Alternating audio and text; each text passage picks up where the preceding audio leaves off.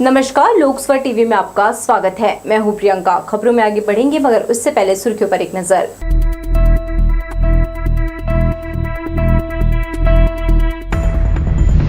Bike से वनांचल गांव पहुंचे कलेक्टर, डायरिया मलेरिया के मरीजों और इलाज के इंतजामों का लिया जायजा। 10 दिनों बाद पटवारी लौटे काम पर, भूइयां सॉफ्टवेयर में सुधार करने शासन से मिला आश्वासन। और समस्या जानने और आवेदनों का निराकरण करने सरकारी अमला पहुंचा गांव, जिला स्तरीय शिविर में लगी भीड़। तो ये थे सुर्खियां और अब खबरें विस्तार से। कोटा में 2 सगे भाइयों की मौत 48 घंटे बाद भी रहस्य बना हुआ है। सुदूर वनांचल क्षेत्र में मलेरिया के मरीज मिले हैं। कलेक्टर ने बाइक से दौरा कर स्थिति को करीब से जाना है। उन्होंने जागरूकता के साथ मरीजों का त्वरित इलाज करने के निर्देश दिए हैं। पिछले दिनों रतनपुर में डायरिया की चपेट में आए 100 से अधिक मरीजों का सामुदायिक स्वास्थ्य केंद्र में इलाज किया गया।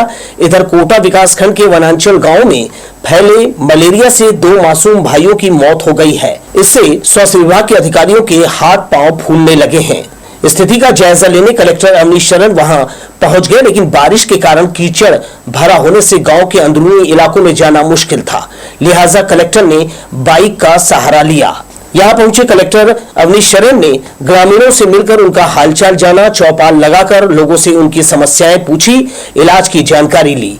बारिश के मौसम को ध्यान में रखते हुए साफ सफाई का ख्याल रखना, समय पर अस्पताल पहुंचकर इलाज कराने और मच्छरदानी लगाकर सोने की सलाह दी। इस मौसम में जैसा मौसमी बीमारी डायरिया और स्पेशली डायरिया मलेरिया की शिकायतें आ रही हैं, स्पेशली जंगली क्षेत्रों में, तो इसमें पिछले 15 दिनों में अलग अलग एरिया से केसेस आए हैं। मलेरिया के केसेस पिछले 1 हफ्ते में ज़्यादा बढ़ रहे हैं, कोटा के एरिया में स्पेशली। तो इसमें स्वास्थ्य विभाग और इसके साथ साथ महिला बाल विकास विभाग, जो NRLM की जो समूह है, वो राजस्व विभाग की पूरी टीम, इसके द्वारा दोनों तरह की कार्रवाई हम कर सकते हैं। जागरूकता के लिए कर रहे हैं कि साफ़ सफाई हो और पीने के पानी के लोग ध्यान रखें। उसके साथ साथ जो मलेरिया के जो केसेस आ रहे हैं, मच्छरदानी लगाना है, या अगर किसी को हल्का फीवर आ रहा है तो कम से कम स्वास्थ्य केंद्रों तक पहुँचना है, ये हम कर रहे हैं। मलेरिया रोग फैलने से चौकन्ना हुआ स्वास्थ्य विभाग सुदूर वनांचल क्षेत्र के विभिन्न गांवों में पहुंचकर जांच कर रहा है और पॉजिटिव पाए मरीजों को सिम्स रेफर किया जा रहा है। कोटा में 2 सगे भाइयों की मौत की वजह जानने के लिए पोस्टमार्टम रिपोर्ट का इंतजार करना होगा। कलेक्टर ने कहा, सिम्स के डॉक्टरों के साथ 2 टीम बनाई है जो स्वास्थ्य विभाग के साथ मिलकर इसकी जाँच करेगी। जब तक वो कंफर्म हेल्थ डिपार्टमेंट नहीं करेगा कि वजह क्या थी उसकी, तब तक हम इस निष्कर्ष पे नहीं पहुंच पाएंगे। तो हेल्थ डिपार्टमेंट को बताया गया है और सिम्स से भी 2 टीम बनाई गई है। उन क्षेत्रों में वो टीम जा रही है और पूरा सर्वे कर रही है कि मलेरिया के केसेस क्यों बढ़ रहे हैं, और अगर बढ़ रहे हैं तो उसका कारण क्या है, और कारण अगर है तो उसको हम रोकथाम की क्या उपाय करें। तो जब तक हम उस केस को कंफर्म नहीं करेंगे, क्लिनिकली कंफर्म नहीं होगा, तब तक हम ये नहीं कह सकते कि उसकी मौत की वजह क्या थी। बालकों की मौत का कारण पता चलेगा। फिलहाल डायरिया और मलेरिया रोगियों की बढ़ती संख्या ने जिला प्रशासन को हिला दिया है। इसकी रोकथाम के लिए सतत चिकित्सा और निगरानी के अलावा जागरूकता अभियान चलाने के कड़े निर्देश अधिकारियों से लेकर जमीनी अमले को दिया है। कैमरामैन सतीश साहू के साथ दिलीप जगवानी, लोकसभा टीवी, बिलासपुर। सूबे के मुखिया विष्णुदेव साय दिल्ली दौरे से लौटने के तुरंत बाद बीजापुर जिले के तर्रेम क्षेत्र में माओवादियों द्वारा किए गए आईईडी ब्लास्ट में घायल एसटीएफ के 4 जवानों को देखने हॉस्पिटल पहुंचे। इस दौरान उप मुख्यमंत्री अरुण साव और विजय शर्मा भी उनके साथ थे। मुख्यमंत्री श्री साय ने घायल जवानों का हालचाल जाना और उनका हौसला बढ़ाया। उन्होंने डॉक्टरों को बेहतर इलाज के निर्देश भी दिए। इसके बाद सभी 4थी बटालियन माना पहुंचकर शहीद जवान भरतलाल साहू के पार्थिव शरीर पर पुष्प चक्र अर्पित कर श्रद्धांजलि दी। मुख्यमंत्री और उप मुख्यमंत्री ने शहीद जवान के पार्थिव शरीर को कंधा देकर ससम्मान निवास रायपुर के सड्डू के लिए रवाना किया। मुख्यमंत्री ने इस मौके पर कहा कि बीजापुर जिले के तर्रेम में हुई आईईडी ब्लास्ट में हमारे वीर जवानों ने अपना सर्वोच्च बलिदान दिया है। हमारी सरकार बनते ही हमने माओवादियों के खिलाफ अपनी लड़ाई तेज कर निर्णायक लड़ाई लड़ रहे हैं। उन्होंने कहा, जवानों की शहादत बेकार नहीं जाएगी। 2 घंटे के स्थान पर अंशकालीन स्कूल सफाई कर्मचारियों से पूरे समय काम लिया जाता है। इसकी शिकायत करते हुए संघ ने पूर्णकालिक कर नियमित करने की मांग की है। अंशकालीन स्कूल सफाई कर्मचारी के अनुसार उनकी यह मांग 14 सालों से लंबित है। मामूली मानदेय पर स्कूलों की सफाई के लिए रखे कर्मचारियों ने बताया, स्कूलों में उनसे दोपहर 2 बजे तक तरह तरह के कार्य कराया जाता है। अंशकालीन का ठप्पा हटाकर नियमित कर आजीविका लायक वेतन देने मांग की है। 14 साल से हम लोग क्षुब्ध और परेशान होते आ रहे हैं। हम शासन प्रशासन से ये मांग करना चाहते हैं कि हमारी जो कार्य दिवस है उनको बढ़ाते हुए 8 घंटा का किया जाए, और यदि हमारे बातों पे किसी भी प्रकार की संज्ञान में नहीं लिया जाता है तो मैं चाहूँगा शासन से कि ये जो धब्बा रूपी अंशकालीन का जो पद है उनको पूरे छत्तीसगढ़ में समाप्त किया जाए। 2000 रुपये में आज होता क्या है? आप ही ने यह बात रखी है कि किसी भी कर्मचारी को 10,000 से कम की वेतनमान न दिया जाए। जल संसाधन मंत्री केदार कश्यप ने गुरुवार को अरपा भैंसाझार परियोजना की समीक्षा कर इसमें आने वाले गतिरोध को दूर कर इसे जल्द पूरा करने कहा। इसमें अधिकारियों और जनप्रतिनिधियों की संयुक्त जवाबदारी का संदेश दिया। बैठक में कलेक्टर को इसका बेहतर समन्वय करने के निर्देश दिए। उपस्थित सभी विधायकों ने इस विषय पर अपने विचार रखे और बैराज को शीघ्र पूर्ण करने पर जोर दिया। जल संसाधन विभाग के सचिव राजेश टोपो ने कहा कि शेष काम पूरा करने की जिम्मेदारी भी वर्तमान ठेकेदार की है।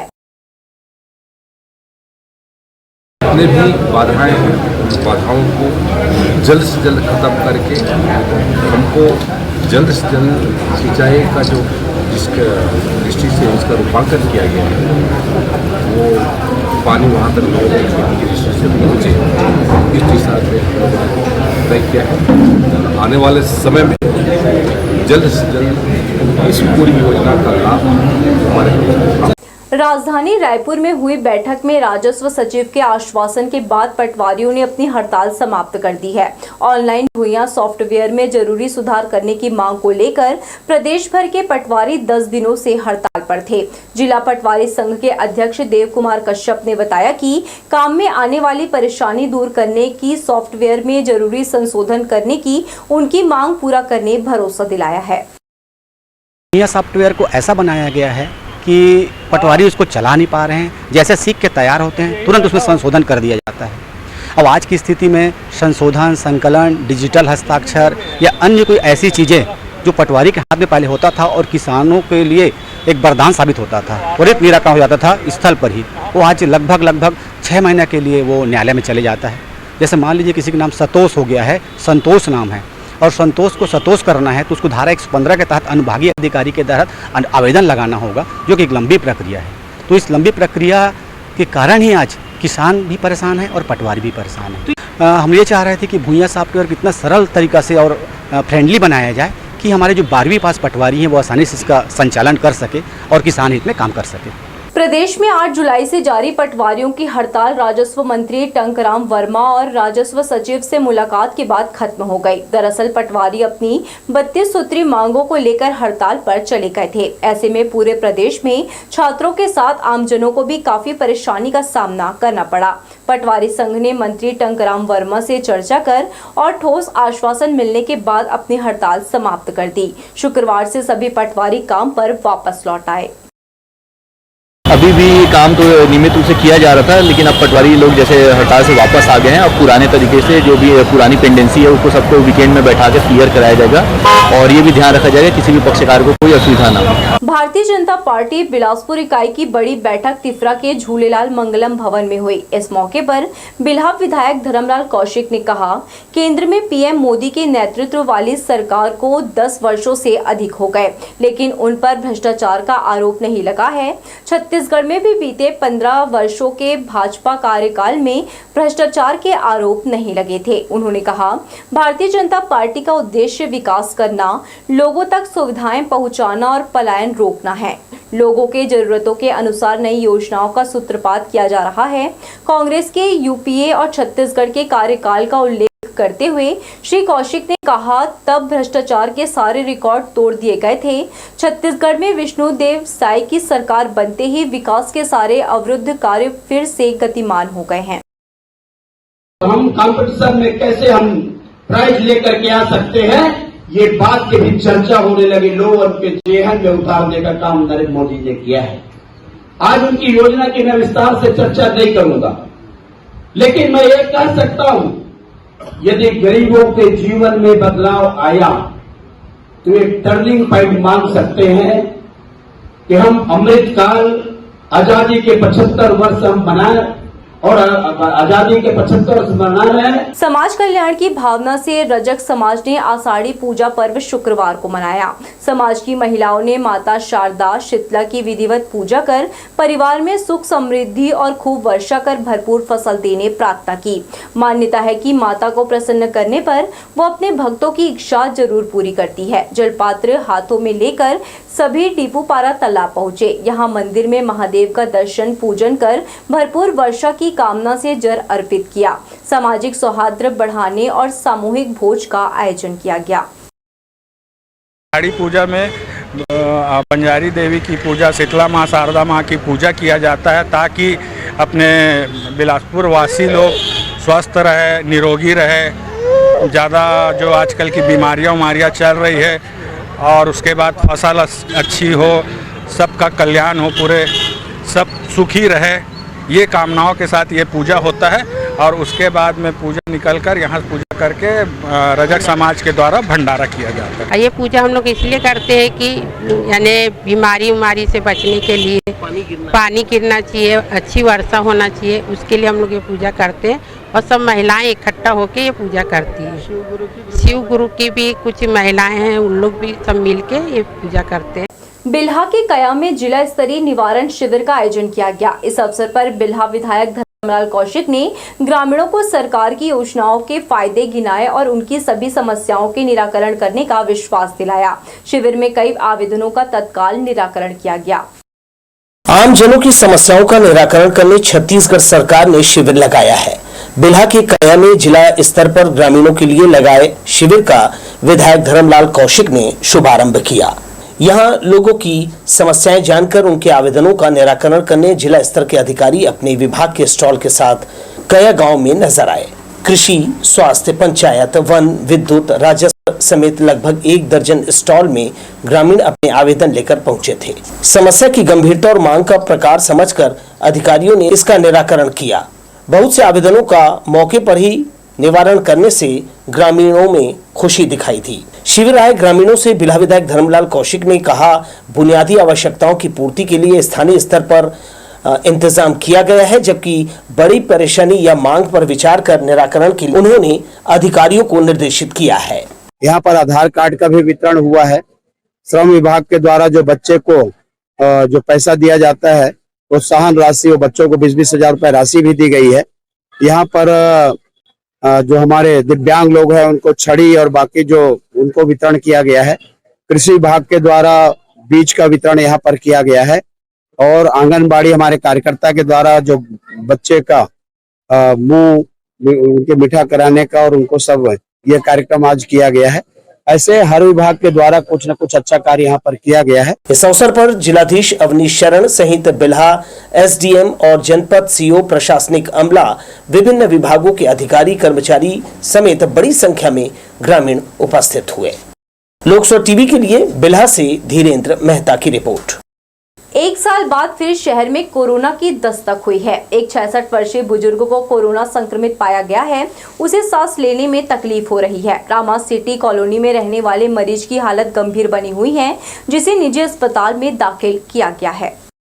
बारिश होते ही ग्रामीण इलाकों में जीव जंतुओं का कहर शुरू हो गया है। पिछले 1 महीने में सांप और बिच्छू काटने के 150 से ज्यादा मरीज इलाज कराने अस्पताल पहुंच चुके हैं।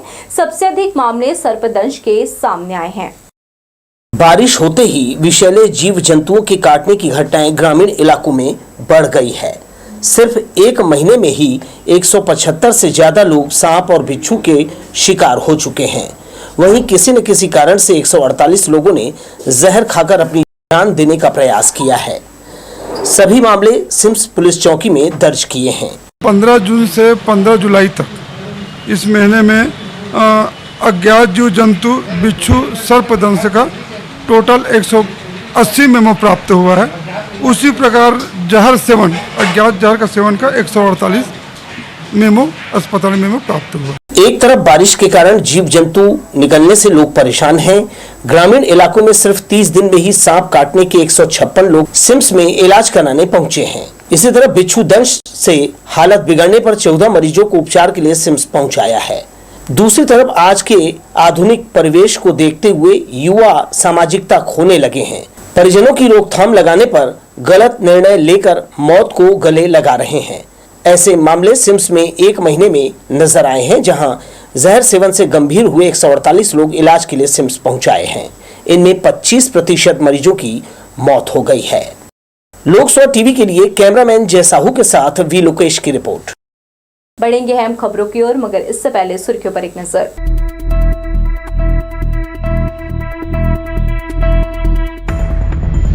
बाइक से वनांचल गांव पहुंचे कलेक्टर, डायरिया मलेरिया के मरीजों और इलाज के इंतजामों का लिया जायजा। 10 दिनों बाद पटवारी लौटे काम पर, भूइयां सॉफ्टवेयर में सुधार करने शासन से मिला आश्वासन। और समस्या जानने और आवेदनों का निराकरण करने सरकारी अमला पहुंचा गांव, जिला स्तरीय शिविर में लगी भीड़। तारबहार थाना परिसर में स्मार्ट सिटी योजना के अंतर्गत ITMS यानी इंटीग्रेटेड ट्रैफिक मैनेजमेंट सिस्टम का कार्यालय संचालित है। यहां पुलिस साइबर सेल का भी ऑफिस शिफ्ट होना है। निगम के अधिकारियों के अनुसार 10 दिनों के भीतर साइबर सेल कार्यालय का काम पूरा हो।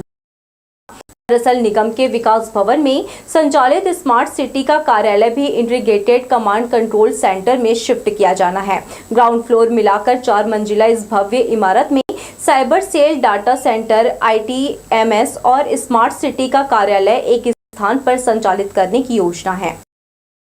अभी जिस बिल्डिंग में चल रहा है वो बिल्डिंग, उस बिल्डिंग में अभी ICU की यूनिट भी चल रही है, वो कहीं अन्यत्र शिफ्ट होने वाली है। उसके शिफ्ट होने के बाद उस बिल्डिंग में, भवन में इतनी पर्याप्त जगह है कि कोई समस्या नहीं आएगी, आसानी से स्मूथली थाना चलता रहेगा। और फिर जब नई बिल्डिंग सेक्शन आएगा और नई बिल्डिंग चिन्हांकित होगी तो अपने आप बनेगी। सीपत में लावारिस हालत में मिली बाइक चोरी की निकली। यहां दामोदर ज्वेलर्स में चोरी करने वाले आरोपी अब तक पुलिस के हाथ नहीं लगे हैं। सीपत पुलिस ने बाइक चोरी के आरोप में 2 लोगों को हिरासत में लिया था। पता चला कि 16 जुलाई को संतोष के घर के सामने से बाइक चोरी हुई थी। 40 लाख के इस चोरी के मामले में पुलिस के हाथ अब भी खाली है।